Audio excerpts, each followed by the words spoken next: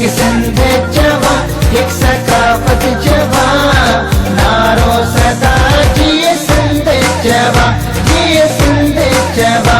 नाज़रीन अवामी न्यूज़ में खबरों सिलसिलो जारी है। इन वक्त प्रियासिटी मां खबर ईंदा हलूं त एकता ॾियारे ते बटाउन इंतजामिया जी लाइली सबब शहर जे मुख़्तलिफ़ हंधनि सिनेमा चौक वार्ड नंबर 1, 2 ऐं 5 समेत ॿियनि इलाइक़नि में गटरनि जो गंदो पाणी उथली पियो, जंहिं सबब पाणी शहरनि जी दुकाननि ऐं घरनि में काहे पियो। दुकाननि अॻियां नालियूं जो गंदो पाणी बीहण सबब दुकानदार सख़्त परेशानी खे मुंहुं ॾेई रहिया आहिनि। उन सिलसिले में दुकानदारनि इमरान सियाल, राणा आरिफ, सत्तार राजपूत, मुख्तियार सोलंकी ऐं ॿियनि टाउन इंतजामिया प्रियासिटी ख़िलाफ़ सख़्त एहतजाजी मुज़ाहिरो कंदे चयो त अॼु एकता ईद जे ॾियारे ते बि टाउन इंतजामिया असांखे गंदगी जे वर चाढ़े छॾियो आहे। असां पंहिंजी मदद पाण तहत निकाल करण ते मजबूर आहियूं, पर मुख़्तलिफ़ हंधनि ते नालियूं गंदगी सबब बंद हुजण करे पाणी निकाल न पियो थिए। हिननि चयो त टाउन इंतजामिया रिश्वत जी बाज़ार गरम कंदे सफ़ाई अमले खे रिश्वत एवज़ मोकल ॾेई छॾी आहे, जंहिं सबब सॼो शहर गंदगी जे वर चढ़ी वियो आहे। हिननि चयो त काफ़ी ॾींहंनि खां शहर जे गटरनि ऐं नालियुनि जो गंदो पाणी बीठल आहे, जंहिं सबब असांजो रोज़गार ठप थी वियो आहे। हिन डिप्टी कमिश्नर नौशर फिरोज एसी प्रियासिटी ऐं ॿियनि आला इख्तियारियुनि खां मुतालबो कंदे चयो त